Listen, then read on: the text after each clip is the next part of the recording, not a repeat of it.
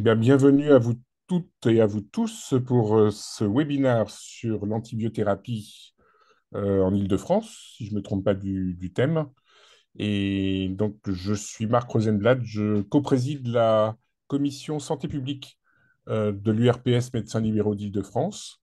Et c'est avec joie que nous accueillons une équipe de consoeurs et de confrères pour nous parler de l'antibiorésistance et des démarches à suivre en 2023 et bientôt en 2024 dans ce domaine. Diapo. Avant de leur donner la parole, je voudrais juste pour chacun, diapo, euh, reviens en arrière un petit peu, la précédente. Ah bah non, vas-y, avance. C'est bon.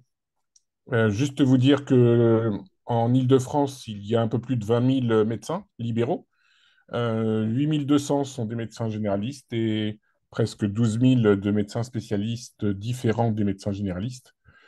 Que l'URPS, en fait, travaille en étroite collaboration avec l'Agence régionale de santé d'Île-de-France, mais également avec la Caisse primaire d'assurance maladie, bien sûr l'Ordre des médecins, et est en relation avec les autres URPS de France, avec les associations d'usagers et bien évidemment avec les syndicats des médecins, mais également des étudiants en médecine. Et ces missions sont surtout d'accompagner et de représenter tous les médecins libéraux au quotidien pour tout ce qui se passe en Île-de-France, mais aussi au niveau national. Diapo. Et donc, sachez que l'URPS des médecins libéraux d'Île-de-France a déjà fait des travaux dans ce domaine de l'antibiorésistance, puisque il y a un peu plus de 10 ans, une enquête avait été faite auprès de tous les médecins d'Île-de-France pour connaître un petit peu l'état des lieux de la prescription des antibiotiques au sein des cabinets des médecins libéraux de notre territoire.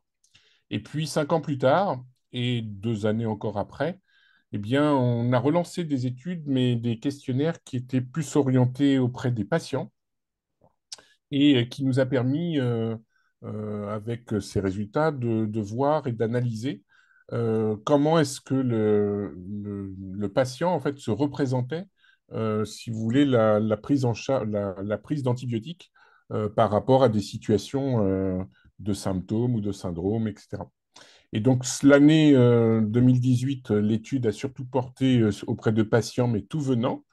Et en 2020, on a essayé d'être un petit peu plus précis, puisqu'on s'est rapproché d'associations de patients qui nous ont servi comme experts, si j'ose dire, par rapport aux études qui ont suivi, et notamment celle de 2022, donc de l'année dernière, où on a fait une publication sur notre site, mais également on l'a diffusé avec notamment comment faire des ordonnances de non-prescription, comment utiliser les bonnes pratiques en publiant un petit guide, et puis surtout quel impact cela pouvait avoir sur la pandémie compte tenu de l'antibiorésistance qu'on observait.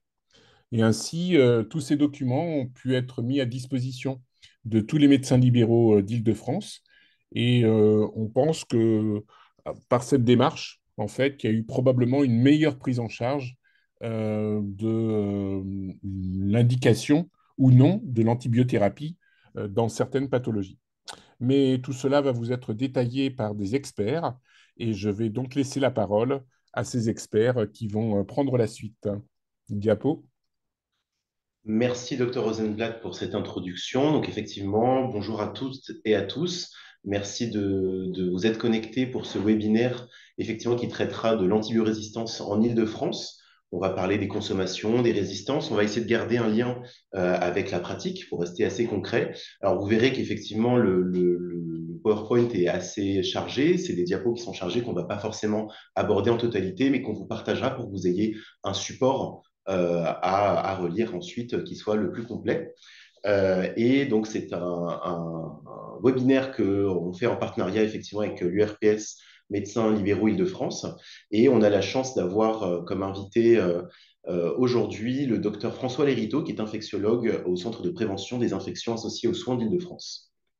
Alors, c'est un webinaire qu'on effectue. Oui, effectivement, j'oublie de vous dire que on va faire là la présentation et vous êtes libre de poser les questions dans le chat qu'on a sous les yeux et on y répondra avec les experts à la fin euh, pour pouvoir en débattre, avoir des échanges.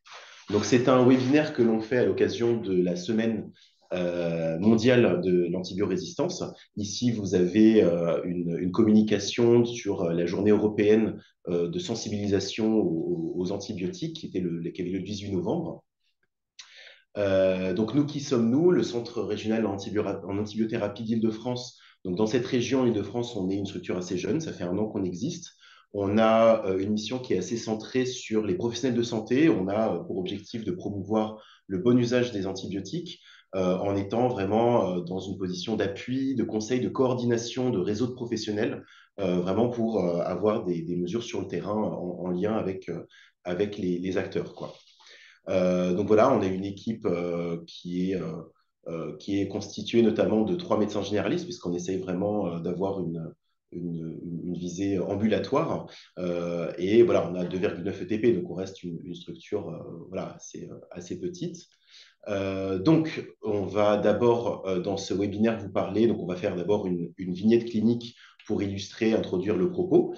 Puis, on va aborder ensuite le vif du sujet. Donc, d'abord, les résistances bactériennes en Île-de-France avec les dernières données, dont certaines sont toutes récentes, puis les mécanismes d'antibiorésistance qui y mènent. Et enfin, un point sur les consommations aussi récentes d'antibiotiques en Île-de-France, avec un point sur la consommation, notamment dans le monde vétérinaire, en plus du monde humain.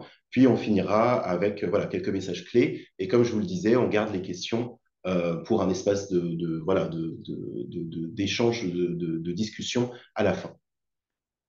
Commençons par cette vignette clinique. Donc, vous recevez en consultation Madame M. Madame M, elle a 28 ans, elle n'a pas d'antécédent particulier.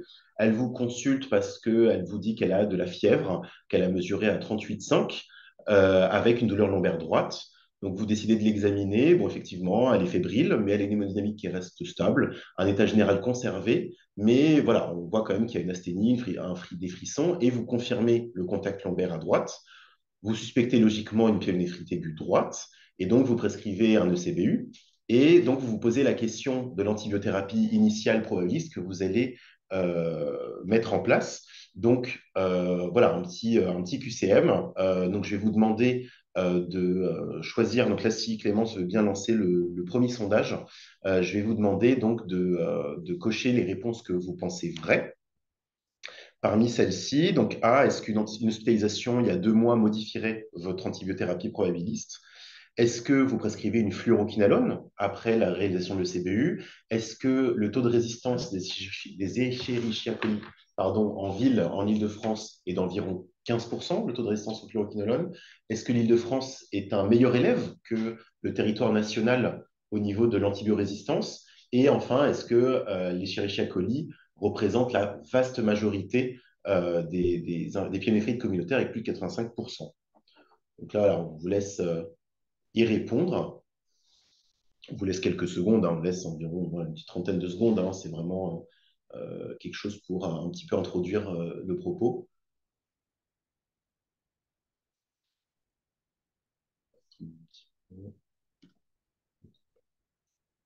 Non, on ne peut pas y répondre, sinon on a l'anti-sèche.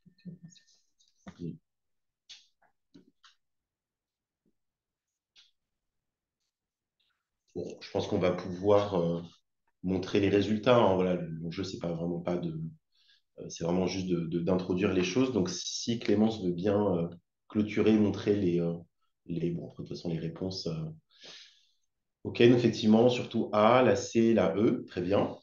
Donc, on va passer à la correction. Tac. Ça va bien. Bon, il faut que je me remette là-dessus. Et cette fois-ci, c'est bon. Donc, effectivement, une hospitalisation il y a 2 mois, comme on va le voir, modifiera l'antibiothérapie probabiliste à proposer. C'est effectivement une fluoroquinolone dans un premier temps qu'il faut proposer en probabiliste après le CBU, après réalisation du prélèvement. Le taux de résistance est d'environ effectivement 15% pour Escherichia coli en ville en Île-de-France de résistance au fluoroquinolone, pardon. L'Île-de-France n'est pas un très bon un très bon élève, comme on va le voir. Et effectivement, la vaste majorité, plus de 85% des pyénéphrites communautaires sont bien dus à Escherichia coli. Donc, effectivement, vous prescrivez de la levofloxacine, finalement, au probabiliste, après la réalisation du prélèvement, le CBU. Et elle vous dit, tiens, c'est marrant, cet antibiotique, ça me dit quelque chose. Ça ressemble à celui que j'ai reçu il y a 2 mois, quand je suis rentré de mon trek en Indonésie. J'avais eu une diarrhée, de la fièvre, et on avait prescrit un qui s'appelait ciprofloxacine. Donc, quand elle vous dit ça, à nouveau, quelles affirmations vous paraissent vraies? Est-ce que, bon, c'est pas la même molécule, donc on maintient notre choix? Est-ce qu'il y a un risque de sélection des germes et donc d'antibiorésistance? Est-ce que du coup, vous prescrivez plutôt du cotrimoxazole? Est-ce que vous prescrivez plutôt de la ceftriaxone par voie intramusculaire? Ou est-ce que vous prescrivez plutôt de l'augmentin par voie péros pour éviter cette injection et en gardant à peu près le même spectre d'action? Donc à nouveau, si Clémence veut bien lancer le deuxième sondage.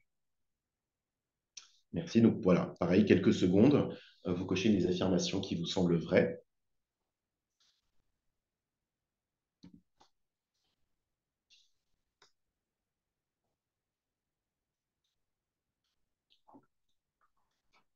Donc, quelques secondes.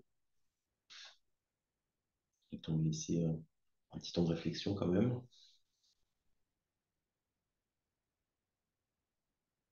Bon, si Clémence veut bien clôturer, si possible, et montrer les résultats.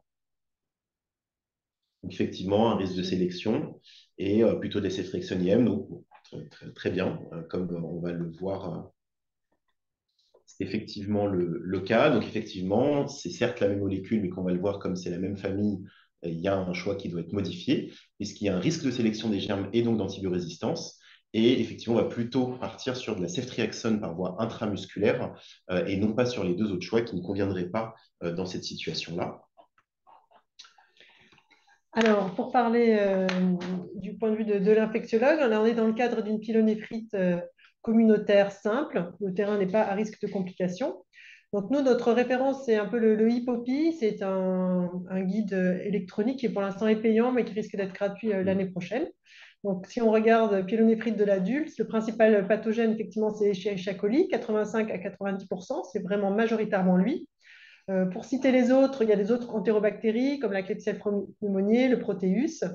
Il peut aussi être un responsable d'infection urinaire, l'entérocoque, notamment sur les infections urinaires masculines. C'est à garder en tête parce que les entérocoques sont naturellement résistants au C3G, donc naturellement résistants à la ceftriaxone. Ça peut être aussi un Staphylococcus saprophyticus, surtout responsable d'infections urinaires basses, donc de cystite de la femme jeune, à garder en tête parce qu'il y a une résistance au monuril qui est le principal antibiotique utilisé à juste titre et puis d'autres pathogènes plus rares. Donc c'est surtout coli, 85-90%. Quand on regarde les résistances dans cette référence d'hypopie, il y a plus de 40 à 50% des colis qui sont résistants à l'amoxicilline, 30% à l'augmentin, 40% au cotrimoxazole. C'est pour ça que ce n'était pas un choix dans la diapositive précédente. Les quinolones, c'est variable selon la classe. Là, sur ces références, c'est autour de 10-15%. Les céphalosporines, il y a aussi 5 à 7% de risque de résistance et les aminosides 3-5%. Donc, il y a une forte augmentation de la prévalence de la résistance au fluoroquinolone dans les 6 mois qui suivent un traitement par quinolone. Une question vraiment importante à poser, c'est y a-t-il eu une prise d'antibiotiques dans les 6 derniers mois? Particulièrement, y a-t-il eu une prise de quinolone? Mais il y a aussi un risque d'infection urinaire à bactéries résistantes, des entérobactéries productrices de bêta-lactamase à spectre élargi, donc résistantes aussi au C3G, après un traitement par augmentin, amoxicilline acylclavulanique ou céphalosporine de deuxième ou troisième génération. Sont aussi à prendre en compte les hospitalisations de moins de 3 mois et les institutionnalisations, la vie en EHPAD. Donc, nous, plutôt en ville, on va utiliser Antibioclic plus que le Hippopie. Donc, je ne vous ferai pas l'affront de vous représenter cette plateforme qui est beaucoup utilisée. Et donc, effectivement, si dans l'algorithme, on rentre donc une pyélonéphrite aiguë avec donc en traitement probabiliste et un patient qui a bien été traité par fluoroquinolone dans les 6 derniers mois, on arrive effectivement sur une recommandation de ceftriaxone par voie ou intraveineuse ou beaucoup plus simplement en cabinet par voie intramusculaire. Et donc, s'il y a une allergie vraie aux bêta-lactamines et qu'on souhaite une alternative, on arrive sur la gentamicine par voie encore IV ou IM. Donc, c'est une molécule qu'on peut prescrire en ville, mais qui est difficilement maniable en ambulatoire. Donc, souvent, voilà, c'est des patients qui vont plutôt être adressés en milieu spécialisé ou de l'hôpital. Donc maintenant qu'on a un peu, voilà, qu'on a introduit les choses, on va pouvoir passer donc aux résistances bactériennes en Île-de-France. Donc je salue le docteur Lériteau qui nous a rejoint et je l'invite à intervenir si à n'importe quel moment, voilà, il y a des choses qu'il veut commenter ou qu'il veut étoffer. Alors, les résistances bactériennes en ville, elles sont suivies par un réseau de surveillance qui s'appelle ce qu'on appelle la mission nationale Primo. Donc, il y a environ chaque année qui collecte entre 700 et 800 000 antibiogrammes dans les laboratoires en ville. Donc, c'est essentiellement des entérobactéries, puisqu'en fait, ce sont essentiellement des prélèvements urinaires à 98%. Et les patients, donc forcément, ce sont des patients qui habitent en ville et 5% d'entre eux sont en EHPAD. Et dans ce réseau de surveillance, exclusivement sont collectés les prélèvements cliniques. À titre de comparaison, sur la droite, vous avez le réseau de surveillance hospitalier, donc qui s'appelle la mission SPARES, pour vous situer aussi un peu la problématique des entérobactéries productrices de BLSE. C'est la courbe en rouge qui, vous voyez, en fait, augmente depuis 20 ans. On est en pleine expansion. Et donc, c'est un peu le pendant, en fait, à l'hôpital, on a voilà, le comparatif. Alors, pour vous donner donc quelques chiffres sur ce réseau de surveillance, donc ici vous avez représenté les données de l'Île-de-France en encadré et les données nationales à chaque fois dans la carte de France. Donc avec en haut les Escherichia coli résistants à C3G et en bas les Escherichia coli résistants au quinolone. Et sur la gauche vous avez donc la ville et sur la droite l'EHPAD, enfin les EHPAD. Le premier élément qu'on peut voir, c'est que le niveau de résistance en France il est toujours inférieur au niveau de résistance en Île-de-France. Je peux le dire dans l'autre sens, mais voilà, notre région est plutôt a des forts taux de résistance. Et le deuxième élément, c'est que la résistance en EHPAD est beaucoup plus importante qu'en ville. Vous voyez qu'on a des taux à peu près multipliés par 3 en EHPAD pour la résistance au C3G et à peu près par 2 pour la résistance au quinolone. Donc, pour compléter un peu ça, on a des objectifs au niveau national qui sont donc situés en vert donc, sur le tableau. Donc, la cible pour la ville de résistance au C3G, c'est de 3%. Et pour la résistance au quinolone, c'est de 10%. Et donc, en bas, on vous a mis un graphique parce que c'est parfois plus parlant. Donc, en vert, c'est les chiffres de notre région et en noir, c'est les chiffres nationaux. Et donc, vous voyez qu'on est à plus de 57% de résistance en Île-de-France sur la ville et plus de 52% de résistance en Île-de-France sur les EHPAD pour cette résistance BLSE chez les Covid. Donc, si on revient sur notre vignette clinique, notre patiente, donc c'est une femme qui habite en Île-de-France, donc elle a à peu près cette probabilité voilà, de 5% d'avoir une souche de colis qui soit résistante au C3G et 14% résistante au quinolone. Pour aller un peu plus dans le détail encore, on a des données en fait, de ce réseau qui permettent d'avoir des données donc, par âge et par sexe. Et donc, vous voyez que finalement, donc, elle est une femme, donc elle a un peu moins de probabilité d'avoir des résistances que les hommes au niveau urinaire, à peu près à 9,4%. Et au niveau de l'âge, en fait, on sait que les âges extrêmes, donc les enfants et les plus de 65 ans, ont des taux de résistance qui sont un peu plus élevés également. Et enfin, pour vous dire, ce réseau de surveillance, donc, il permet un détail en fait, géographique. Et donc, vous voyez qu'on a une disparité. Si vous regardez la carte à gauche, c'est la carte en ville de pourcentage de BLSE chez les colis. Et donc, on a des niveaux de résistance qui sont un peu hétérogènes sur l'Île-de-France, donc entre 2,8 et 5,4% selon le département dans lequel on est. Donc, on va revenir à notre patiente. Vous recevez donc le CBU de cette dame qui retrouve effectivement, donc, comme on pouvait s'y attendre, 10 puissance 5 glucose, donc une glucocyturie avec un Escherichia coli, son grande surprise, dont l'antibiogramme est le suivant. Donc, comme vous voyez, c'est sensible à l'ensemble des antibiotiques. Sur l'antibiogramme, c'est dit donc sauvage. Est-ce que ça vous fait modifier le traitement? Est-ce que, donc un aspect qu'on n'a pas évoqué avec la patiente d'une grossesse éventuellement évolutive, vous changerez les choses? Et enfin, pour quelle durée vous allez prescrire finalement le traitement, cette fois-ci adapté? Cette fois-ci, pas forcément de sondage, hein, on vous laisse juste y réfléchir quelques secondes avant de corriger avec vous. Alors, dans ce cas-là, est-ce qu'on va modifier le traitement? Ben oui, puisqu'on a un antibiogramme qui nous montre une souche qui est sensible à l'amoxicilline. on va en profiter. Ça va être l'antibiotique qui va être choisi. On a la possibilité de le donner dans les infections urinaires.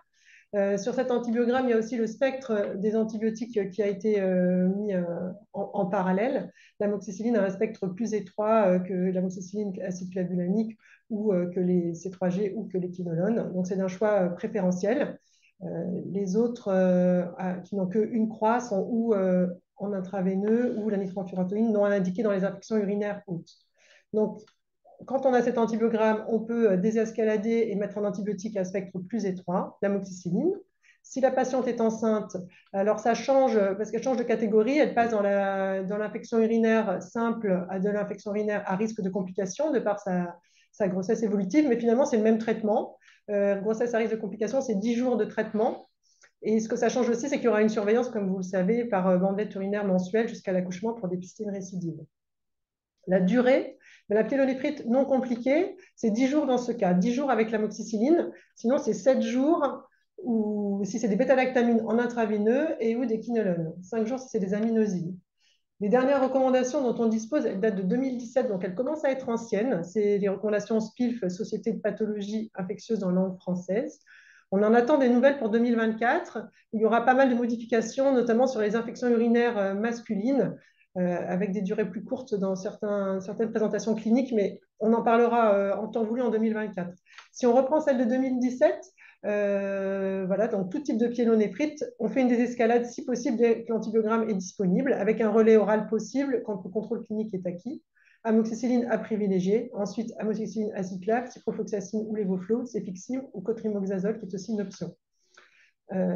Donc voilà, je vous ai remis les terrains à risque de complications. C'est les hommes, la grossesse, sujet fragile, insuffisance rénale inférieure à 30 de clairance et une immunodépression grave. Les durées, on a dit 5 jours suffisent si bêta-lactamine parentérale ou quinolone, 10 jours dans les autres cas. Donc maintenant, on va compliquer graduellement les choses. Donc cette fois-ci, toujours la même patiente, mais vous recevez 7 antibiogrammes. Donc là, on voit qu'il y a beaucoup de résistance, un eucolique qui reste donc sensible aux imipenem, à l'ertapenem et au cotrimoxazole. À nouveau, est-ce que du coup, vous modifiez donc le traitement? Et si oui, par quoi? Donc, on vous laisse quelques petites secondes pour y réfléchir. Donc là, on va se retrouver avec une bactérie qui est résistante au céfotaxime, donc résistante au C3G, donc on n'a plus cette option, qui est résistante au quinolone, à sinalidixique R et même au fluoxacine R, donc on n'a plus cette option. Le mécanisme de résistance, c'est ce dont on vous parlait, le BLSE, c'est une production d'enzymes bêta-lactamase à spectre élargi, qui est dépistée sur les boîtes d'antibiogrammes. Je ne sais pas si on a une souris, mais ce que vous avez ici, ce sont la façon de faire les antibiogrammes au laboratoire. Donc, c'est des boîtes dégéloses avec des pastilles d'antibiotiques qui diffusent de l'antibiotique et la bactérie qui pousse. Donc, autour du disque d'antibiotique augmentin, il n'y a pas de pousse de bactéries parce que l'augmentin est efficace dessus. Et il y a une synergie entre l'acide clavulanique qui est contenu dans l'augmentin et la céfotaxime qui augmente la zone où la bactérie ne peut pas pousser. Et cette image très typique qui se voit à l'œil, qui ne peut pas se voir par les machines, c'est une image en bouchon de champagne qui signe le mécanisme BLSE. On en reparlera après parce que c'est voilà, un apport à l'antibiogramme qui est visuel et les machines peuvent passer à côté. En tout cas, on ne peut plus donner de C3G. Là, on a de la chance sur cet antibiogramme parce qu'il reste quelque chose péros qui est donnable en ville, qui est le cotrimoxazole. Donc, en absence d'allergie, c'est une option qui est tout à fait validée et efficace. Dans les infections urinaires, c'est 800 mg x 2 et pour quelle durée? 10 jours. Le fait que ce soit un germe résistant ne change pas la durée si la clinique est d'évolution favorable. Hein. Il y a eu un peu de retard thérapeutique de 48 heures parce que finalement les C3G n'ont pas marché dessus. Donc si le tableau est compliqué, voilà, il y a besoin de l'hospitaliser ou pas. Mais si la patiente est cliniquement un état clinique satisfaisant, on traite que 10 jours par cotrimoxazole. Donc, les entérobactéries BLSE, c'est vraiment un phénomène qui nous préoccupe. Ce sont une épidémie qui s'est installée en France, qui est en augmentation avec une petite baisse, comme on a vu Florence, mais qui a tendance à remonter. Ce sont des entérobactéries, donc des bactéries du tube digestif, très, très importantes dans le corps, qui acquièrent une résistance pour fabriquer une enzyme, c'est cette bêta-lactamase à spectre étendu, par acquisition d'un plasmide. Un plasmide, c'est du matériel génétique qui est très transférable d'une espèce à une autre. Donc, cette enzyme hydrolyse toutes les pénicillines et ça touche toutes les pénicillines, mais également les céphalosporines de troisième génération. Avant 2011, quand on voyait ce mécanisme de bouchon de champagne sur les antibiogrammes, on rendait résistant à toutes les lactamines pour ne pas prendre de risques.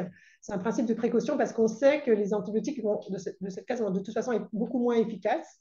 Néanmoins, d'une souche à l'autre, on peut avoir quand même des concentrations minimales inhibitrices, donc des CMI, à des taux suffisants pour espérer un succès clinique dans des infections peu sévères.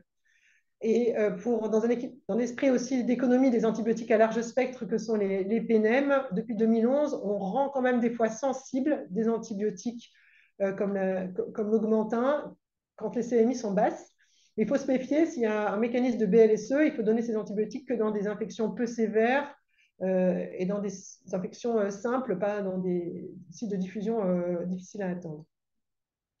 Voilà, comme je vous disais, les automates ne détectent pas toujours ce mécanisme, donc ils peuvent vous rendre R, mais sans marquer BLSE sur le papier au laboratoire. Et puis souvent, ces mécanismes sont associés de résistance, et souvent, c'est des résistances aux quinolones associées. Alors, les entérobactéries productrices de bêta-lactamase, nos EBLSE, font partie des BMR, bactéries multirésistantes, avec les SARM, les staphylocoques dorés résistants à la méticilline, donc résistants à l'augmentin aussi, les abris qui sont plus un phénomène de réanimation.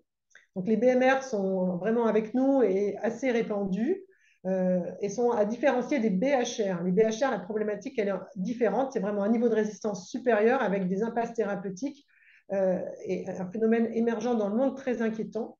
Donc dans les BHR, on considère qu'il y a les entérocoques bancoaires et les entérobactéries productrices de carbapéménase, les EPC. C'est un niveau de résistance au-dessus parce que non seulement les bactéries sont résistantes à l'amoxicilline, aux céphalosporines, mais également aux PNM, qui sont les antibiotiques les plus larges spectres à l'hôpital. Voilà. Et ces deux types d'entérobactéries acquièrent les résistances les résistances BLSE ou carbapéménase sont acquises par transmission de plasmides, donc très, très, très transmissibles d'une bactérie à l'autre. Et en plus, elles sont dans le tube digestif à côté. Donc, il y a vraiment un risque de dissémination important. Donc maintenant, on continue d'aller dans la difficulté. Cette fois-ci, vous avez plutôt 7 antibiogrammes là. Donc là, effectivement, on a une résistance donc, à tout sauf, donc on garde la gentamicine, l'amicacine et la ciprofloxacine sensibles. Et donc, on vous a mis un petit indice, on vous a entouré effectivement cette association, donc imipenem intermédiaire et ertapenem résistant, qui doit vous donner un petit indice sur le traitement à employer. Donc, on vous laisse pareil une petite seconde pour y réfléchir.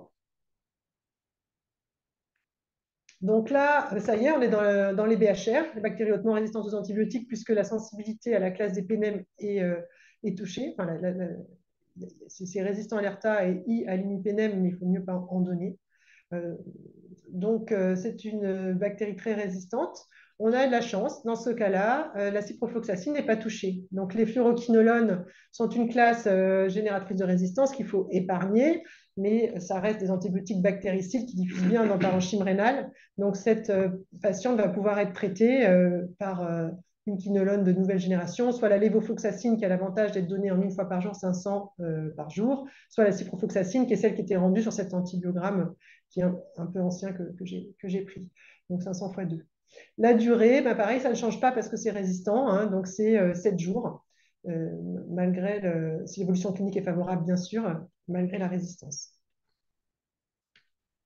Et donc maintenant, on arrive vraiment à quelque chose de très complexe. Donc comme on a dit, comme la dernière fois, mais cette fois-ci, donc il y a une résistance aux ciprofloxacine et aux floxacines. Donc elle reste sensible à l'amicacine et à la fosfomycine.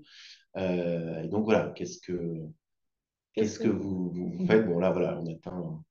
Donc là, effectivement, on est dans une BHR, une bactérie hautement résistante aux antibiotiques qui combine plusieurs mécanismes de résistance, l'oxa48 comme celle d'avant, plus la BLSE, plus l'AMPC. Donc, il nous reste phosphomycine et amicacine. Phosphomycine n'est pas indiquée pour les infections urinaires hautes, donc les pyélonéphrites.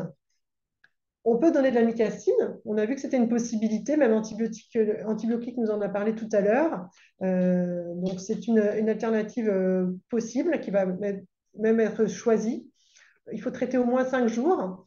Par contre, c'est vrai que le monitorage déjà, l'amicacine n'est pas disponible en ville. C'est la gentamicine qui l'est. C'est pour ça que c'était recommandé par antibiotiques au tout début. L'amicacine n'est pas rétrocédable.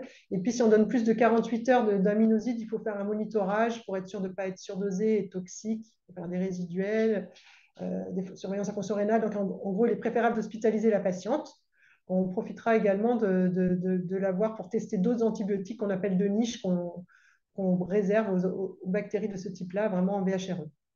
En adressant la patiente à l'hôpital, l'idéal est d'aller directement chez son copain infectiologue et d'éviter les urgences et bien prévenir de prendre les précautions contact renforcées pour ne pas disséminer cette bactérie à d'autres par le manuportage à l'hôpital. Par ailleurs, on vous a mis un lien pour les consignes à domicile des patients porteurs de VHRE. Donc, effectivement, on parlait de la diffusion de ces entérobactéries productrices de carbapénémase, donc les EPC, qui pour l'instant restent à des niveaux qui sont vraiment moindres, hein, des autres bactéries, et notamment des BLSE, mais on est quand même, si vous voyez le même schéma que tout à l'heure, sur des niveaux en Île-de-France, donc de 0,067%, qui sont donc des niveaux supérieurs aux niveaux nationaux.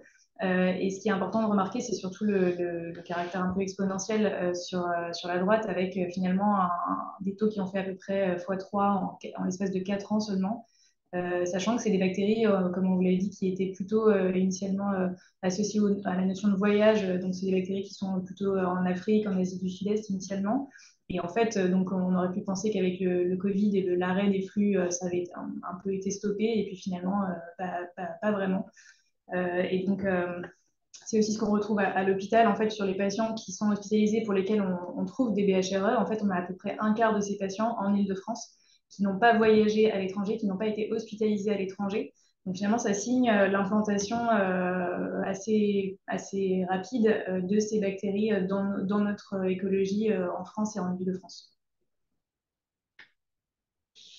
Donc voilà, cette dernière diapo pour vraiment dire que le problème vient surtout des entérobactéries qui sont dans notre tube digestif avec ces mécanismes BLSE, production de carbapéménèse et également les résistances aux quinolones. Les résistances aux quinolones, c'est un mécanisme un peu différent, génétique par accumulation de mutations.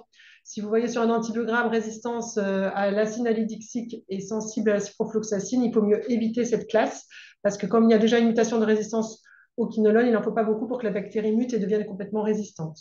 Donc, c'est trois mécanismes différents, mais vraiment, les entérobactéries sont au cœur de nos préoccupations.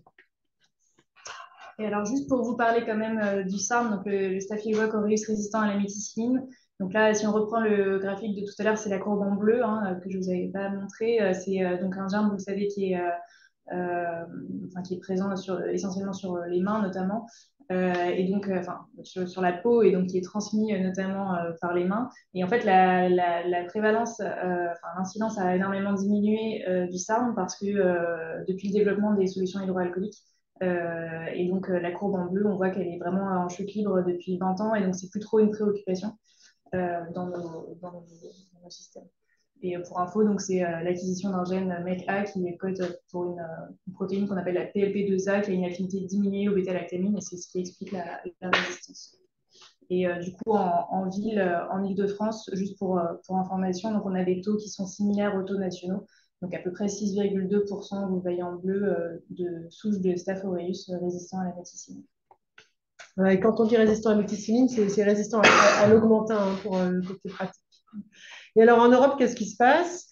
Donc là, vous voyez que la France a bien diminué de 22 à 10%. Ça, c'est les prélèvements dans les hémocultures. Donc, c'est des patients un peu différents, plus hospitaliers.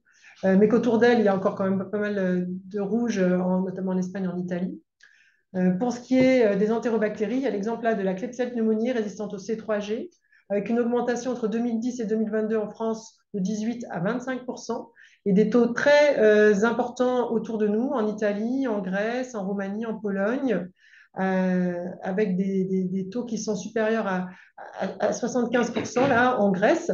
C'est-à-dire que si vous attrapez vous faites une pyélonéphrite en Grèce, vous êtes hospitalisé, il y a quand même 75% de chances que ce soit résistant au céfotaxime, qui est l'antibiotique de choix chez nous. Pour ce qui est des BHRE, pour l'instant, la France est assez préservée avec 0,5%.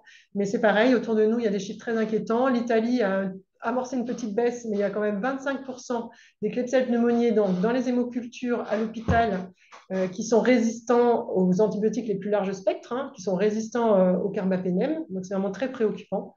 Et en Grèce, on en est à 72%. C'est la première année où il baisse un peu, il faisait qu'augmenter. Donc, il y a vraiment des risques et des impasses thérapeutiques au quotidien en Grèce pour les sepsis à Klebsiella. Dans le monde, c'est vraiment un fléau. L'antibiorésistance a été classée parmi les 10 priorités de l'OMS. Il y a tout un tas d'experts en 2014 qui ont fait un rapport. À l'époque, il y avait 700 000 décès dans le monde dus à l'antibiorésistance. Mais les projections, si on ne fait rien, portent à 10 millions le nombre de morts en 2050. Ce qui en fait la première cause de mortalité, avant même le cancer et les maladies cardiovasculaires. C'est pour ça qu'il y a eu vraiment l'OMS a mis le paquet pour prévenir l'antibiorésistance. Ce d'autant que si on augmente les bactéries, la résistance des bactéries usuelles, qu'on ne peut plus traiter les infections, on retourne vraiment à une ère pré-antibiotique, hein, qu'on appellera l'ère post-antibiotique, puisque ça compromet toute la médecine moderne, on ne pourra plus opérer, plus de chirurgie lourde, plus de chimiothérapie, plus de transplantation. Donc c'est vraiment un sujet préoccupant. Quand on regarde en 2019, on était déjà à presque 5 millions de morts, donc 5 ans plus tard. Et les principaux pathogènes, c'est les Escherichia coli en première ligne. C'est pour ça qu'on vous a fait un cas clinique aussi sur les Escherichia coli, qui est vraiment un germe du quotidien. Le staphylocoque doré, la Klebsiella pneumoniae, le pneumocoque, et puis ensuite la Synéto et le Pseudomonas aeruginosa, qui sont plus des pathologies des germes hospitaliers.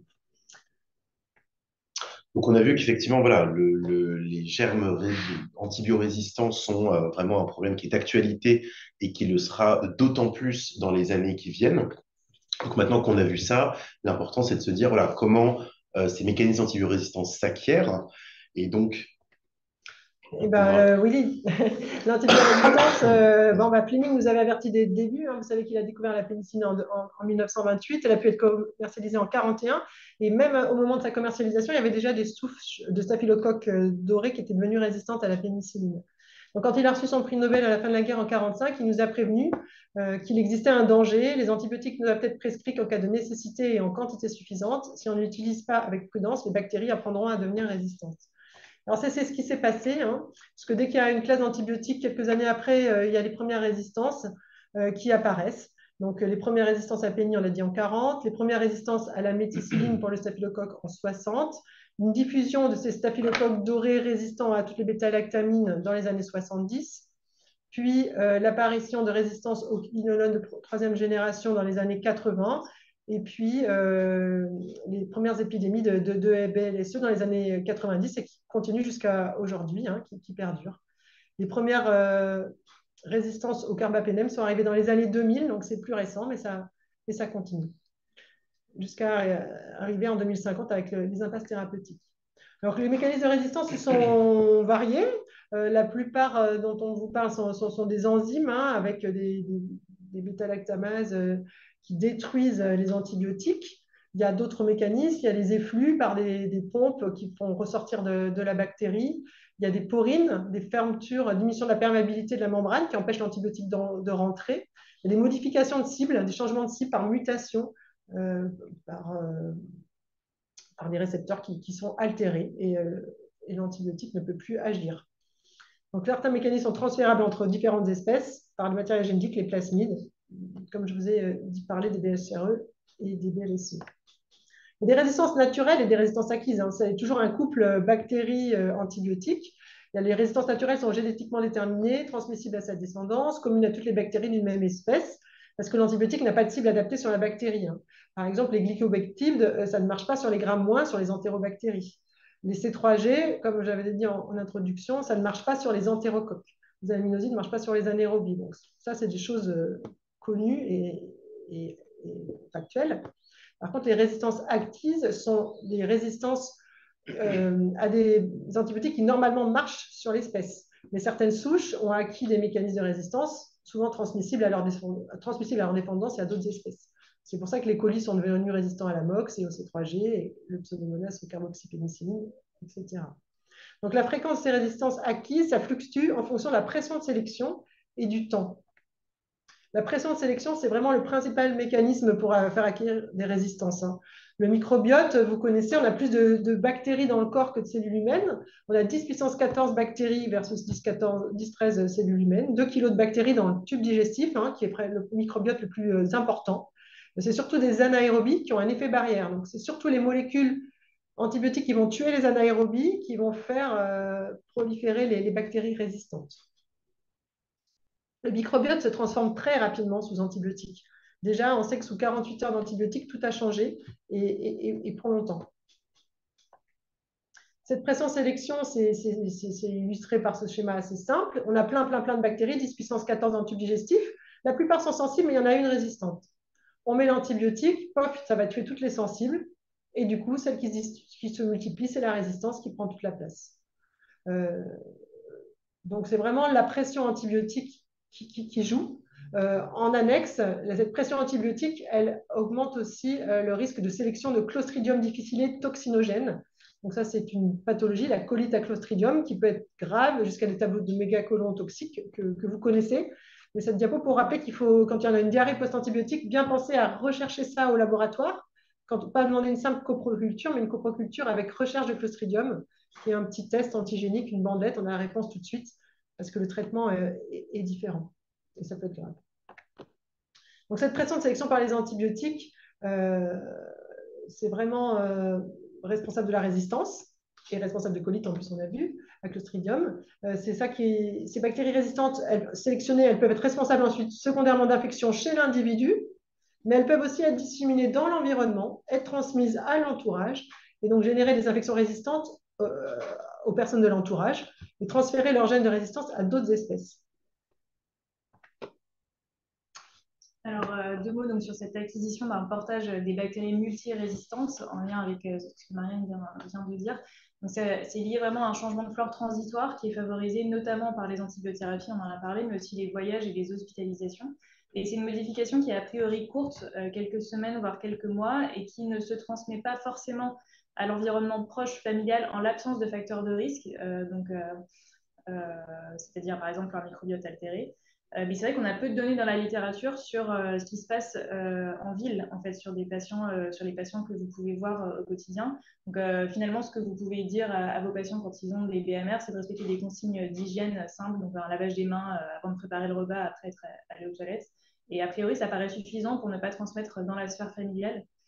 Là, c'était un papier qui montrait, c'était une étude sur 2000 voyageurs en Hollande qui étaient donc partis un peu partout dans le monde en voyage, et ils avaient fait des prélèvements de sel avant et après ce voyage. Il y avait 35% à peu près des voyageurs qui étaient revenus avec une BLSE, mais c'est une BLSE qui partait au bout de à peu près 3-4 mois, et une acquisition qui était plus forte au niveau des pays d'Asie du Sud. Et vous voyez, les facteurs de risque associés à l'acquisition, c'était une antibiothérapie pendant le séjour, le fait d'avoir une diarrhée persistante au retour et une pathologie intestinale préexistante. Dans cette diapo, juste pour vous parler d'un phénomène un peu nouveau qui des fois complique un peu les choses. Donc l'antibiorésistance évaluée au laboratoire, je vous ai montré des antibiogrammes déjà, juste pour savoir que les classifications ont un petit peu changé depuis 2 ans. Avant, on rendait S sensible, I intermédiaire, R résistant. Maintenant, il y a une nouvelle catégorie, il n'y a plus de I, il y a sensible à forte posologie. Donc, c'est sensible à forte posologie, c'est des définitions récentes pour des couples antibiotiques et bactéries bien sélectionnés. Ça veut dire que c'est utilisable, mais à bonne dose, et pas dans des infections compliquées, pas dans des sites où la diffusion serait compliquée. Et à bonne dose, c'est les doses usuelles d'avant. Donc, sachez que sensible à forte posologie, on peut l'utiliser si l'infection n'est pas trop compliquée, mais il faut bien donner les bonnes doses. Voilà. Alors, pour lutter contre cette antibiorésistance, puisque on a vu que c'est quand même la pression de sélection le principal mécanisme, bon, il y a le manuportage, il y a plein de choses, mais il y a le bon usage antibiotique qui est quand même la principale clé, en tout cas pour nous, médecins de différents horizons. Donc, les antibiotiques étant précieux, il faut les utiliser dans une bonne indication, ça c'est bien sûr évident. Il faut s'aider de tests diagnostiques comme les TROD pour mettre une étiquette virale quand c'est possible. Il faut donner la bonne molécule. Donc, la bonne molécule, c'est celle qui aura le bon spectre d'action, qui va tuer la bactérie, mais le spectre le plus étroit. C'est-à-dire qui va tuer le moins de bactéries possible mais inclure la bactérie incriminée pour moins détruire le microbiote et moins laisser les bactéries résistantes prendre la place dans le tube digestif. Donc, il faut économiser les antibiotiques dits à large spectre et prendre ceux à spectre plus étroit. À bonne posologie pour le site de diffusion. Bien sûr, c'est différent si c'est une méningite ou une infection urinaire, donc il faut suivre les recommandations, adaptées au poids, à la fonction rénale et hépatique, évidemment, et pour une bonne durée. Donc, plus l'antibiotique rapide est long, plus un impact au microbiome, même si c'est antibiotique justifié. Et de plus en plus, les recommandations sont en faveur de raccourcir les durées. Chaque année, ça change. On raccourcit, on raccourcit. Donc voilà, il faut se tenir au courant des recommandations et adapter sa pratique. Et en même temps, une antibiothérapie, finalement, qui n'était pas justifiée, l'évolution clinique va faire penser que ce n'était pas justifié, il faut aussi l'arrêter. Cette diapo, elle vous montre le spectre des antibiotiques avec les recommandations de la SPIF, la Société de pathologie infectieuse en langue française, qui a émis des groupes d'antibiotiques à usage préférentiel, à privilégier, et ceux à indication restreinte, vraiment à l'attention de la ville. C'est différent pour les antibiotiques hospitaliers. Donc, à usage préférentiel, on va donner les pénicillines, l'amoxicilline, les macrolides et la parenté, sauf l'azithromycine, les pénicillines, sauf l'acide clavulanique, amoxicilline plus acide clavulanique, qui est donc l'augmentin, qui est vraiment générateur de résistance, parce que ça tue les anaérobies dans le tube digestif, et vraiment, ça sélectionne des résistances. Les macrolides, il faut éviter l'azithromycine aussi, qui a une longue durée de vie et qui, du coup, sélectionne pendant longtemps dans le tube digestif. Préférentiel les cyclines, qui marchent dans pas mal d'indications, cutanées, même pulmonaires, les aminosides, les anti-anaérobies isolées, la phospho et la nitrofurantoïne. Éviter dans les indications restreintes les céphalosporines et les quinolones. Donc ça, c'est un message qui a été entendu, on va le voir, mais c'est vraiment important. Et la rifampicine, quand même moins utilisée. Donc raccourcir les durées, ça c'est un axe qui est assez séduisant parce que voilà, plus facile à faire que d'autres choses. Et puis maintenant, on a de plus en plus d'études qui nous permettent d'avoir vraiment du biscuit pour pouvoir raccourcir. Donc maintenant, les pneumopathies aiguës communautaires, c'est 7 jours. Mais s'il y a une amélioration clinique à 3 jours, on peut faire 5 jours. Et il va y avoir des recommandations qui vont sortir en 2024, premier semestre. Toutes les sociétés se sont mis d'accord pour que ce soit même à 3 jours si l'évolution clinique est favorable. Les exacerbations de BPCO, je vous ai remis ce qui me paraît, intéressant pour la pratique de ville. Je vais enlever ça. Donc, l'exacerbation de BPCO, c'est 5 jours, ça suffit. Sinusite, 7 jours, ça suffit. Il y a eu longtemps plus. Et puis, pour ce qui est des infections cutanées, voilà. Donc, les érysipèles, les dermohypodermites, c'est 7 jours maintenant. On a traité longtemps plus, mais il y a des études qui permettent de dire que si l'évolution clinique est favorable, 7 jours, ça suffit. Les infections urinaires, on en a parlé déjà.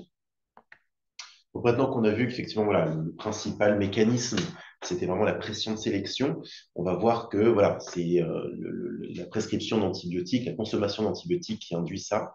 Et donc, on va faire un petit point avec Florence sur la consommation récente, notamment en Île-de-France. Donc, on a compris qu'il y avait un lien entre la consommation d'antibiotiques et le développement des résistances. En fait, du coup, c'est vraiment important de fixer des objectifs et de suivre ces indicateurs dans les 3 secteurs, donc la ville, l'hôpital et le médico-social. De le faire sur une approche globale One Health, donc à la fois en médecine humaine et animale, puisqu'on sait que c'est des écosystèmes qui sont connectés, et de suivre à la fois la consommation globale et la consommation par classe thérapeutique, et notamment les classes dont on vient de parler à indication restreinte. Et donc, en fait, pourquoi connaître un état des lieux vraiment précis par échelon local? Ça permet vraiment d'adapter des actions qui ne sont pas forcément les mêmes selon les territoires. Donc, vous savez qu'il y a eu un certain nombre de plans antibiotiques. On ne va pas tous les citer, mais vous avez tous en tête le premier, avec le slogan « Les antibiotiques, c'est pas automatique », qui date donc de 2001. Il y en a eu un deuxième en 2007, un troisième en 2011, avec un élargissement justement sur le monde animal avec le plan Éco-Antibio 1 en parallèle. Et on est actuellement dans la stratégie nationale 2022-2025 qui prend le double axe de prévention des infections et de l'antibiorésistance. Bon usage, deux axes, bon usage et prévention. Donc, si on regarde la consommation globale, en fait, en France, ces 20 dernières années, on voit que les efforts payent, c'est-à-dire qu'on a quand même une courbe qui est vraiment à la baisse. Et vous voyez que la baisse est particulièrement marquée dans un premier temps, donc qui correspond en fait à ce premier plan antibiotique, donc au début des années 2000. Et puis, donc, une phase en plateau. Et puis, ces dernières années, donc, effectivement, l'impact du Covid en 2020, vous voyez, le Covid a eu un impact clairement sur la consommation antibiotique. Donc, les efforts payent, mais vous savez que la France reste pas forcément parmi les pas si bons élèves en Europe, puisqu'on est à peu près quatrième ou cinquième selon les années en consommateur d'antibiotiques. Et donc finalement, en France, vous voyez qu'on est donc en rouge à droite, on est à peu près à plus du double de la consommation des Pays-Bas, qui sont les meilleurs élèves. Et pourtant, c'est vrai qu'on n'a pas plus de décès par infection dans ces pays comme les Pays-Bas ou les pays du Nord. Donc si on regarde le détail par tranche d'âge, on voit très nettement que la consommation des enfants, donc la classe des 0-4 ans, est vraiment au-dessus en fait, des autres. Donc c'est vraiment une classe, la classe la plus consommatrice. Et puis ensuite, on voit que c'est les âges extrêmes, donc les plus de 80 ans qui viennent en deuxième, et ainsi de suite selon les âges. Vous voyez la courbe. Et puis, donc, vous voyez à nouveau l'impact du Covid. Et puis, on va en reparler, mais le fait que ça reparte ensuite à la hausse depuis le post-Covid. Donc, cette reprise, justement, vous la voyez sur la gauche. Donc, là, c'est un global de 2012 à 2022. Donc, on est sur des taux, finalement, qui sont les mêmes que les taux avant Covid. Et en fait, on se rend compte que c'est aussi associé notamment à cette classe des 0-4 ans, avec une variation saisonnière et surtout une consommation, du coup, en hiver. Qui prescrit les majorités des antibiotiques. Et effectivement, c'est en ambulatoire que c'est vraiment, il y a la vaste majorité des antibiotiques sur le territoire sont prescrits. Il y en a 92% qui sont prescrits en secteur de ville. Alors, dedans, il faut faire attention. Il y a 15% parmi eux qui sont dispensés en ville, mais qui relèvent d'une prescription initiale hospitalière. Ça reste quand même une grande majorité. Parmi donc ces antibiotiques qui sont prescrits en ville, il y en a, la plupart ne sont par nous. Enfin, je dis nous, je suis généraliste, donc par les médecins généralistes, et donc 13% par les autres spécialistes, dont seulement 2% par les pédiatres, et donc 14% par les dentistes. Donc vraiment, c'est la médecine de ville qui est le principal moteur sur l'amélioration des choses. C'est vraiment quelque chose qui nous concerne. Donc c'est quelque chose, voilà, comme on a vu, il y a déjà du bon, mais c'est nous qui allons permettre vraiment d'améliorer, continuer d'améliorer ces résultats. Et donc, quand on regarde les indications, 70% des antibiotiques, j'imagine que vous vous en doutiez, sont prescrits en ville pour des infections qui sont respiratoires, à la fois hautes et basses. Et donc, effectivement, dans ces 70%, il y en a 40% qui concernent les infections virales, qui ne sont donc pas un usage approprié de ces antibiotiques, et donc qui induisent, via une pression de sélection, les antibiorésistances, comme on l'a évoqué. Donc vraiment, voilà, c'est quelque chose sur lequel on peut agir. Nous, professionnels de santé ambulatoire, c'est vraiment notre domaine, c'est nous qui pourrons nous emparer de ça et continuer de poursuivre les efforts. Effectivement, les efforts, on voit qui sont là et qui font leurs preuves, puisque donc, tout à l'heure, on parlait de la France au global. Là, on a fait un focus sur la ville depuis 2009, et vous voyez que tant en France qu'en Île-de-France, on est vraiment sur une tendance à la baisse. L'Île-de-France est toujours un petit peu au-dessus, mais voilà, on suit quand même la tendance nationale. Si on regarde aussi quelque chose de positif, là, c'est donc justement l'augmentation de l'usage des classes d'antibiotiques préférentielles en 10 ans. Donc, vous voyez que l'usage restreint en ville a vraiment déclin au profit de ces classes à usage préférentiel.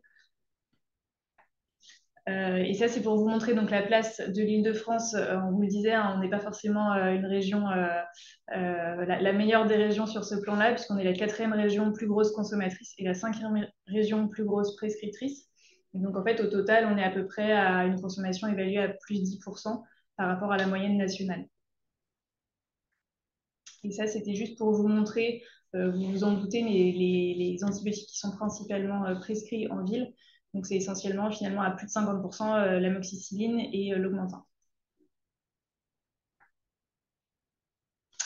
Alors, vous en doutez, toute cette lutte contre l'antibiorésistance qui est déclinée au niveau mondial par l'OMS, national par la France et régional par des structures comme la nôtre, ça doit comment dire, s'inscrire dans une démarche One Health, une seule santé, puisque la santé humaine, la santé animale, la santé environnementale sont toutes connectées. Il y a des réseaux qui se mettent en place, il y a des agences de surveillance qui doivent se parler, qui doivent communiquer leurs résultats dans les trois domaines, et des travaux qui sont en cours avec les ministères aussi respectifs qui travaillent ensemble sur des feuilles de route communes, et des réseaux de recherche importants comme le réseau Promis qui se met en place en France et qui est très actif. Euh, voilà, nous, on s'occupe vraiment de la santé humaine, mais on est bien conscient que tout ça, ça s'inscrit dans une démarche plus globale. Il faut que chacun se parle et travaille ensemble. Par exemple, là, on vous a mis une petite infographie qui est sortie cette semaine à l'occasion de la semaine du bon usage qui est faite par l'ANSES, qui est donc l'Agence nationale de sécurité sanitaire de l'alimentation, de l'environnement et du travail. Donc, c'est une agence qui a vraiment une direction dédiée à l'antibiorésistance. Donc, c'est vraiment quelque chose qui est très important chez eux depuis de nombreuses années. Et donc, par exemple, au milieu, il y a une petite plaquette voilà, qui donne comme information le fait qu'on retrouve actuellement chez les animaux de compagnie des colis et des klebsielles résistantes au carbapénem, qui sont pourtant des antibiotiques qui ne sont pas utilisés, qui sont interdits chez les animaux, ce qui montre bien en fait toute l'interconnexion et le fait que probablement il y a une transmission par les êtres humains et qu'en retour, du coup, la résistance peut être amplifiée chez l'animal et revenir aussi à l'homme derrière. Donc c'est vraiment important de surveiller les deux mondes en parallèle et de faire des actions communes, comme on le disait. Donc, de la même manière que sur la médecine humaine, il y a eu des plans éco-antibio en médecine vétérinaire. Donc, sans rentrer dans les détails, il y a un premier plan en 2012 avec des objectifs qui ont été atteints largement, puisqu'il y avait initialement une volonté de réduire de 25% les consos antibiotiques en 5 ans. Et elles ont été atteintes à plus de diminution de 36%. Un deuxième plan en 2017, où c'était vraiment l'objectif de réduire l'exposition de la filière bovine, porcine et avicole à la colistine. Donc, c'est un antibiotique qui était très utilisé. Alors, c'est sûr que ce n'est pas les mêmes enjeux parce que, contrairement à l'humain, où c'est plus des recommandations, là, c'est des interdictions d'utilisation. Donc, forcément, les mesures sont beaucoup plus. Je veux dire, l'impact est forcément plus vite atteint, on va dire, plus important. Mais l'objectif était plus qu'atteint avec une diminution de 50% en 5 ans. Donc, quelques exemples, comme en médecine humaine, il y a pas mal de flyers, de plaquettes d'informations qui sont faites pour expliquer cette démarche en fait et pour faire beaucoup de pédagogie aussi. Et donc au niveau des résultats, vous voyez que une baisse significative de 45% en 10 ans et surtout à noter une baisse des classes génératrices de résistance, donc que sont les quinolones et les C3G et C4G, à hauteur de 87% et 95% donc sur l'ensemble des filières animales. Et donc les résistances, elles en découlent aussi avec une diminution que vous voyez sur la droite. À gauche, c'est la médecine humaine. Et donc toutes les filières animales sont également, alors à part les chevaux, je ne sais pas trop pourquoi, je ne suis pas spécialiste, toutes les filières sont concernées par ces diminutions des résistances, à la fois résistance au C3G et au quinolone.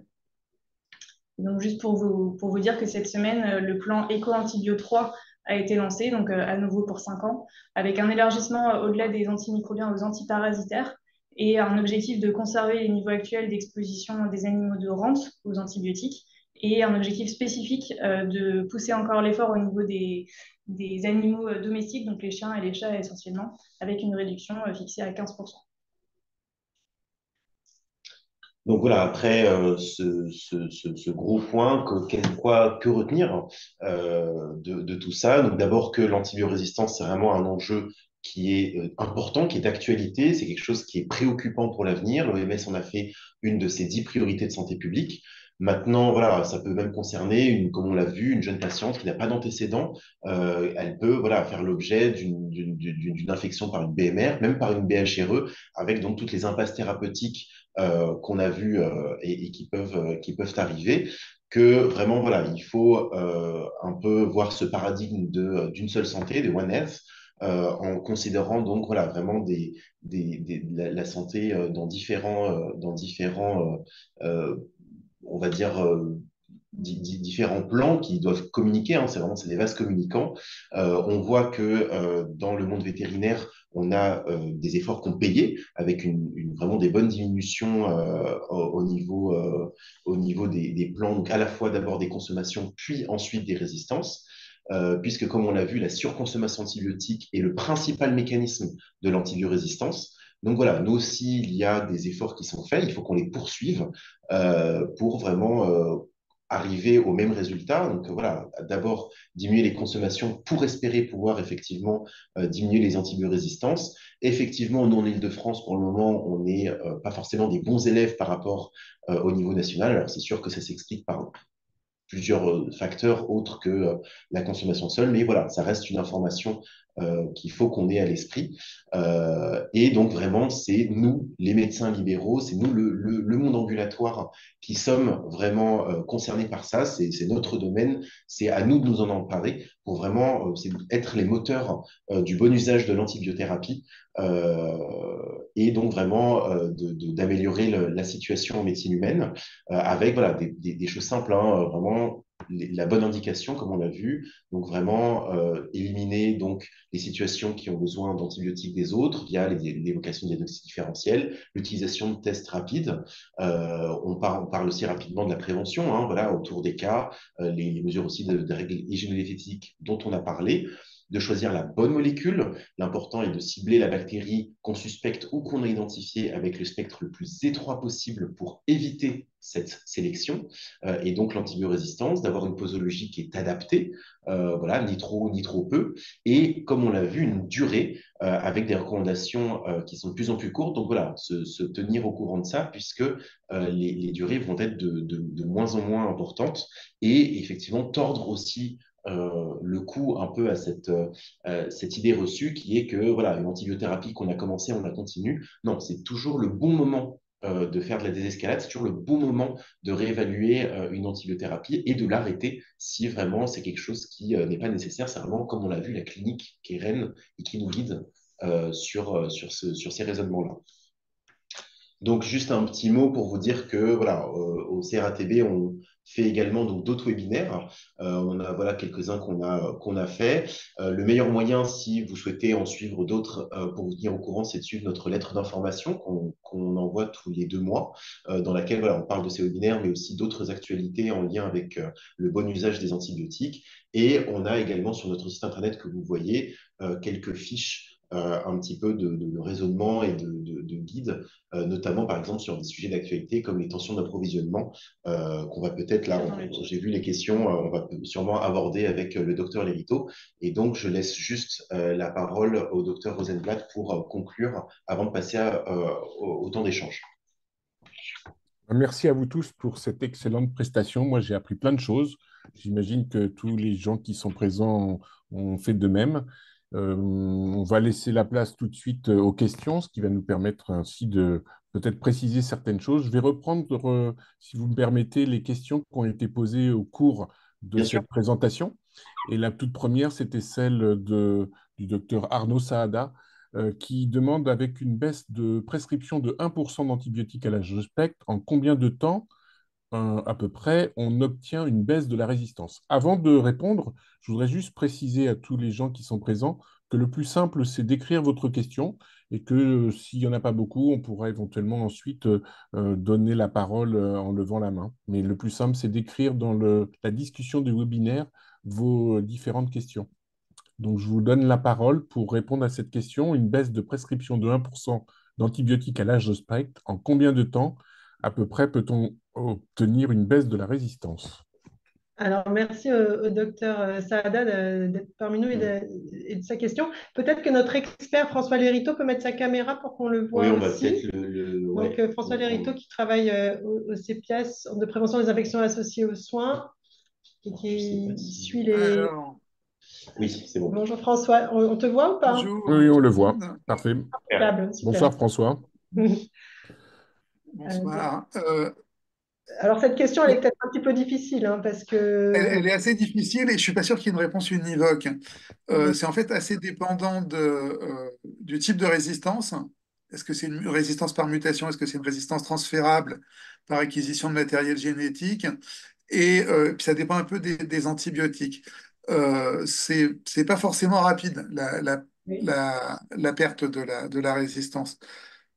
C'est pas parce que c'est pas forcément rapide qu'il faut lâcher l'affaire et dire bon ben tant pis je prescris parce que c'est sûr que si on dit ça c'est un petit peu pessimiste mais c'est pas forcément ça peut mettre du temps à restaurer une sensibilité. Oui, je reprends la parole.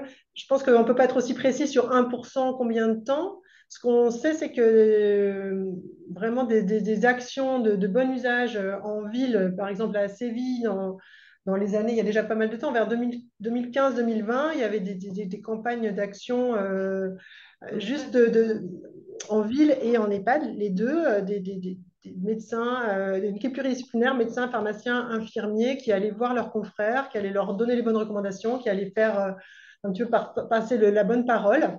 On a vu que 6 mois après, il y avait déjà des baisses de résistance. Donc il y a quand même un effet on-off, enfin un effet d'amorce de baisse de résistance, je dirais en 6 mois. Après, 1%, je ne peux pas répondre précisément. Mais en tout cas, il y a des études. Alors, il y a un exemple encore plus caricatural que ce que tu décris. C'est quand j'étais chef de clinique, euh, le chef de service de réa qui nous avait cité cette vieille étude des années 70, à une époque où l'éthique n'était pas exactement la même que maintenant, et où face à une épidémie de Klebsiella aeruginosa dans une réanimation, ils avaient interdit l'utilisation des antibiotiques. On n'utilise plus du tout d'antibiotiques. Alors, ils précisent évidemment pas du tout quelles ont été les conséquences de ce choix que je ne cautionnerai pas, mais néanmoins, c'est comme ça que la résistance a disparu en quelques semaines. Ok. Je dis pas qu'il faut faire ça, hein, mais il y a Mm. des exemples caricaturaux avec, encore une fois, une éthique qui n'était pas du tout la même que maintenant, qui montrent que le fait de limiter, voire d'arrêter la consommation d'antibiotiques aboutit à des résultats. Maintenant, de là à le chiffrer, tant de pourcents de baisse égale tant de pourcents de baisse de résistance, c'est quand même très très compliqué. Très compliqué, mais c'est vrai qu'on a des études à l'hôpital, mais aussi en ville et en EHPAD pour montrer vraiment un lien avec des actions simples. On baisse la prescription et on voit une baisse de la résistance. Donc c'est Bon, je pense qu'on a répondu partiellement à la question, mais que Ouais. on voit la complexité du domaine. Deuxième question, toujours du docteur Arnaud Saada. Depuis plus d'un an, on gère plutôt la pénurie des antibiotiques sans du coup pouvoir choisir véritablement l'antibiotique de choix dans les recos prochaines. Vont-elles prendre en compte ce problème, vous qui y participez? alors Ah, c'est sûr que c'est le problème qui nous est remonté du terrain. Enfin, on le voit bien au quotidien, hein, les ruptures de stock, enfin les tensions d'approvisionnement. On nous a fait remonter aussi que c'était des tensions aussi, comment dire, des problèmes aussi de gestion des stocks. Il y a aussi au niveau de Aurélien Rousseau là, qui va prendre des positions parce que c'est pas parce qu'on n'en a pas à un endroit qu'il n'y en a pas à côté. Il y a un problème de gestion des stocks. Donc ce problème de tension d'approvisionnement, il est à plusieurs niveaux, hein, au niveau mondial, européen, français. Mais j'ai envie de dire déjà, avant de dire qu'on ne peut pas utiliser l'amoxicilline, qui est l'antibiotique recommandé, peut-être essayer de voir plusieurs officines, faire des réseaux d'officines aussi pour voir qui peut dépanner qui. Bon. Après, les recommandations, elles sont claires. En fait, les sociétés savantes ont dit ben, on peut prendre ce qui existe. Si on ne peut pas avoir de pénicilline, on prend l'alternative qui était préconisée en cas d'allergie. Donc, on a quand même un plan B. Ils n'ont pas voulu faire de nouvelles recommandations et ils n'en ont pas prévu dans les nouvelles suite à ces tensions d'approvisionnement. Euh, donc j'ai envie de dire, pour l'instant, on essaye quand même de trouver des moyens de fabriquer de l'amoxicilline, qui est l'antibiotique recommandé, le meilleur, ou pour le streptoa, il y a moins de résistance que les macrolides. Donc ça reste le meilleur antibiotique. Le message, c'est un peu, il faut essayer d'en trouver quand on n'en a pas. Et si on n'en a pas, ben oui, il y a quand même des recos. Nous, on a fait un tout petit mémo qui synthétise les recommandations des pédiatres ou des pneumologues ou des ORL, là, et d'infectiologues français, ou généralistes aussi, bien sûr. Donc, pour l'instant, on espère trouver des solutions pour limiter ces tensions d'approvisionnement, mais non, les recommandations ne sont pas adaptées. Il faut prendre ce qui a été prévu en cas d'allergie. Oui, voilà. ok. Tu veux dire quelque Pardon. chose? Non, non, mais c'était voilà, effectivement, c'est vrai que c'est un problème, nous, au quotidien, dans notre pratique, auquel on est confronté. Après, est-ce que vraiment les recommandations actuelles et les futures recommandations doivent prendre ça en compte? Est-ce que ça veut dire que c'est quelque chose dont on va devoir s'accommoder, se contenter, entre guillemets? Je pense pas que ce soit forcément voilà, l'objectif. L'enjeu étant D'être indépendant pour en voilà, fabriquer. et de régler ce problème-là pour pas que ça vienne vraiment parasiter, entre guillemets, des recommandations. Et donc, effectivement, malgré tout, ces recommandations ont toujours eu plusieurs lignes utilisables. Donc, c'est vrai que là, maintenant, on se retrouve effectivement à utiliser ces lignes en dehors de leur but initial, qui est les allergies. Mais voilà, il y aura toujours ces lignes-là, de sorte qu'on ait toujours quelque chose à proposer. Et l'enjeu, effectivement, de ne pas se contenter de ça, puisque la situation n'a pas vocation à se pérenniser. C'est l'objectif des pouvoirs publics et on espère que cette situation va se régler assez rapidement, quoi. Ok. En Non, mais fin ça, de... aussi, hein. Allez-y, oui, encore du commentaire sur cette Non, problématique? Mhm. Oui, non? Non, non, Ok, il y a une autre question, donc toujours du docteur Arnaud Saada, ouais. qui, au moment où vous parliez de la diminution de durée de l'antibiothérapie, il nous dit, mais oui, mais en fait, pour les otites, chez les nourrissons, on est plutôt passé à 10 jours qu'au lieu de 8 jours. Alors, commentaire? Pourquoi est-ce que pour les otites du nourrisson, on allonge la durée alors que les recos globales, ça serait plutôt de diminuer la durée de l'antibiothérapie? Bah, c'est justement, c'est ce que vous dites. Effectivement, avant, c'était une durée globale pour l'ensemble des gens. Maintenant, l'enjeu, c'est effectivement, donc, globalement, de réduire les durées, mais aussi d'être plus discriminant sur les indications. C'est-à-dire que, voilà, on se rend compte que, globalement, chez des adultes bien portants, chez des enfants de plus de 2 ans bien portants, on peut diminuer, et comme on l'a vu, effectivement, on a une durée qui diminue, mais on reste aussi plus discriminant, c'est-à-dire qu'on va essayer d'identifier les personnes qui ne peuvent pas suivre cette tendance, qui sont souvent voilà, toujours les mêmes profils, les personnes les plus vulnérables, et notamment les enfants de moins de 2 ans. Et donc, effectivement, sur par exemple ces recommandations dans les infections ORL, on se rend compte qu'on est en train de s'approcher des recommandations de nos voisins européens, hein, qui sont même qui sont allés encore plus loin que nous, vraiment en proposant des antibiotiques vraiment que dans des cas où la clinique est défavorable, où les patients sont fragiles, mais malgré tout, ils gardent effectivement dans les populations fragiles naturellement, on va dire, comme par exemple les enfants de moins de 2 ans, des recommandations qui sont celles-ci. Donc voilà, l'enjeu, c'est de diminuer de manière générale les durées, mais d'être aussi plus discriminant. Donc voilà, garder une population chez qui on diminue, mais identifier les populations qui, elles, par contre, ont besoin et leur donner voilà, la durée nécessaire. Question de Nora Goffier qui nous dit que actuellement, lorsqu'on reçoit des antibiogrammes, nous n'avons pas les spectres, mais uniquement des chiffres. En général, c'est inférieur à 0,25 ou supérieur à 2. Pouvez-vous nous rappeler comment interpréter ces chiffres et que doit-on choisir comme antibiotique en fonction de ces chiffres? Alors, je pense que ces chiffres ce sont les CMI, Mm. concentration minimale inhibitrice. Et en fait, ces CMI sont définis vraiment pour un couple antibiotique et bactérie. Et selon chaque couple antibiotique-bactérie, la CMI inférieure qui va rendre résistante, enfin supérieure, le cut-off va être par exemple à 8 pour un Escherichia coli pour qu'il soit résistant à, je sais pas moi, à la tazocilline, on va dire. Donc, si cette CMI est supérieure à 8, on le rend résistant. Et le cut-off bas, ça va être 2. S'il est inférieur à 2, il va être sensible. Donc, en gros, on ne peut pas les apprendre tous par cœur, enfin, sauf les bactériologistes qui connaissent ça dans leur laboratoire. Nous, on ne peut pas apprendre ça par cœur. Et il faut. En ville, faut juste.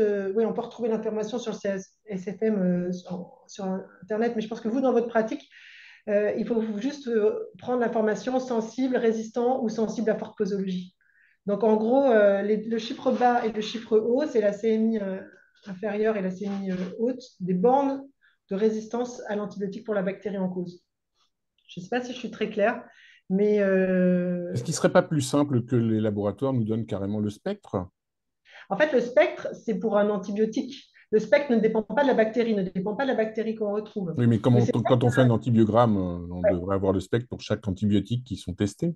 je suis d'accord. Le premier que je vous avais mis dans Mm. le cas clinique, là, où le colis était sauvage, on voyait le spectre à côté. On proposait pénicilline, ces deux Est-ce qu'on ne croix. pourrait pas l'imposer au laboratoire? Ça serait plus simple pour nous, praticiens, dans nos Bonne idée. prescriptions. Ça irait directement plutôt que d'aller chercher encore des données sur un autre Alors, lieu. Ouais. en fait, normalement, quand l'antibiogramme est rendu, il y a la sensibilité par antibiotique pour la bactérie concernée. Et c'est plus utile ça que de savoir en théorie, la bactérie devrait être sensible à, ce qui risquerait d'être un message plus confusionnant.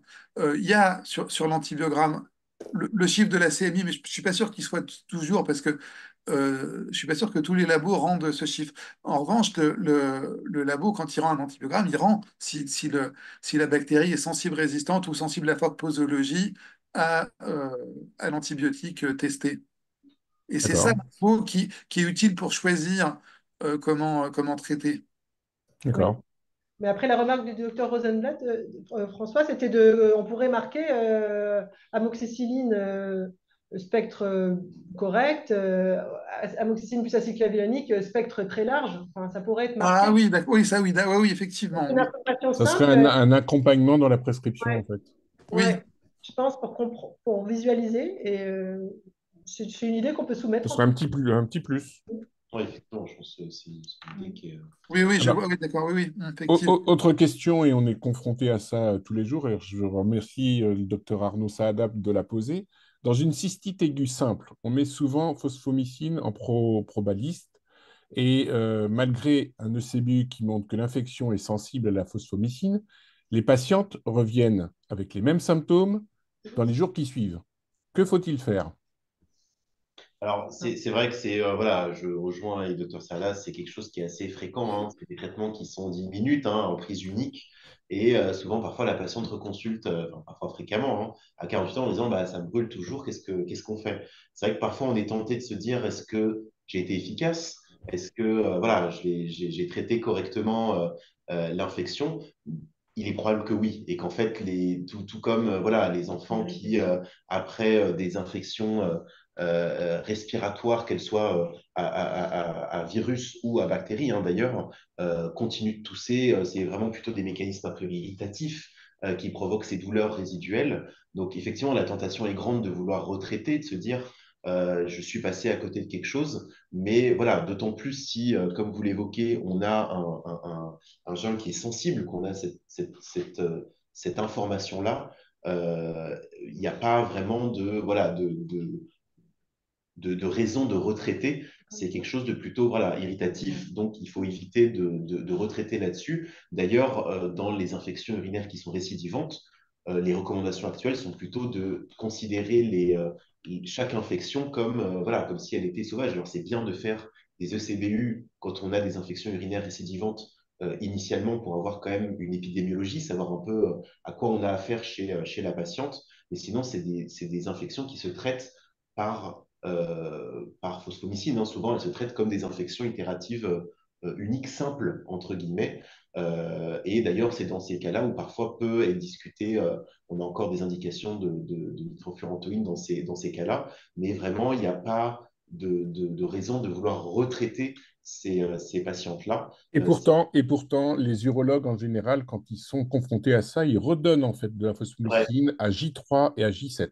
Qu'est-ce que vous en pensez? Alors, les Bah, voilà, départements. c'est des choses qui sont faites en dehors des recommandations, qui sont faites effectivement, et même nous, parfois, on peut être amené à traiter, c'est fréquent, hein, parfois qu'on dit, ah bah voilà, prenez un deuxième sachet à J3 ou à J5 si ça perdure, mais en vérité, c'est pas vraiment les recommandations, c'est des traitements qui sont plutôt empiriques, et on n'a pas vraiment de preuves que ça améliore la symptomatologie des patientes, en fait, puisqu'on est beaucoup plus sur des mécanismes irritatifs. Donc, au final, est-ce que vraiment c'est ça qui va les guérir? A priori, les recommandations, les études disent que non. Mm.